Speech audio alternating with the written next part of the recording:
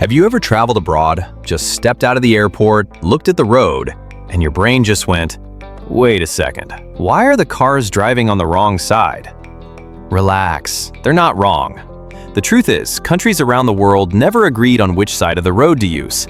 And no, this has almost nothing to do with cars. This story starts way before engines, gasoline, or even bicycles existed. We're talking really far back, a time when humans just walked everywhere.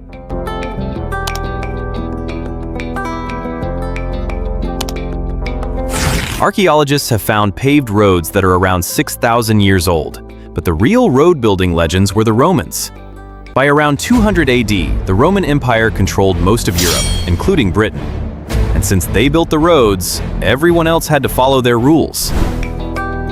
Most people are right-handed, and if you're right-handed, mounting a horse from the left side is way easier. You also mount from the edge of the road, not the middle, so riders naturally stayed on the left. There was also a safety bonus. If someone tried to attack you from the front, your sword was on your right side, ready to draw, while your left hand still controlled the horse. Staying on the left just made sense. Thanks to Rome, Europe kept driving on the left side for almost 1,800 years, even after the empire collapsed. So, why does most of Europe drive on the right today?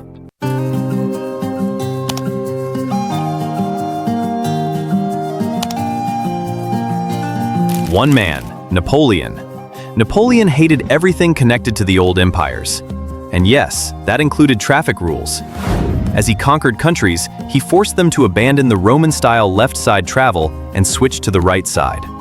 Why the right? Because that was his side. And once Napoleon conquered your country, saying no wasn't really an option. But there was one big exception: Britain. Napoleon never managed to invade them, so the British basically said, yeah, we're not doing that. They officially locked in left-side driving with the Highway Act of 1835. Here's the thing though, Britain and France colonized half the world, and wherever they went, they took their traffic rules with them.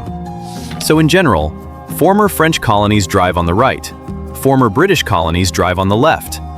But then there's the odd one out, the United States. America is huge. People needed to move massive amounts of goods over long distances. Small carts weren't enough. They used giant wagons pulled by multiple horses. If you're right-handed, the most comfortable position was sitting on the back left horse, so you could whip the team with your right hand.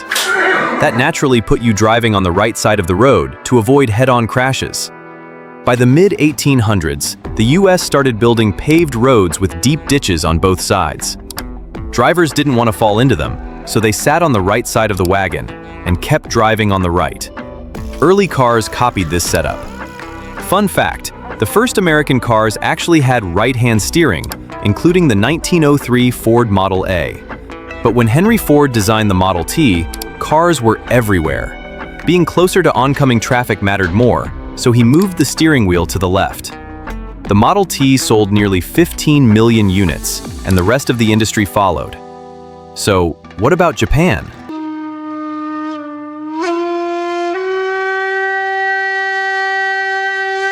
Japan wasn't colonized by Britain. Napoleon never touched them. But historically, Japan already traveled on the left, just like the Romans. When Japan modernized in the mid-1800s, they hired British engineers to build their railways. And that officially locked in left-side driving. Some countries had way messier transitions. Take Sweden, for example.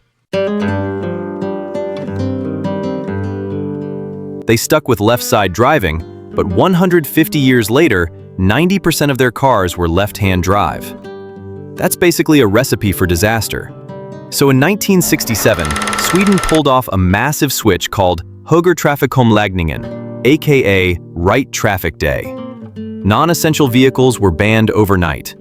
At 4:50 a.m., everyone stopped.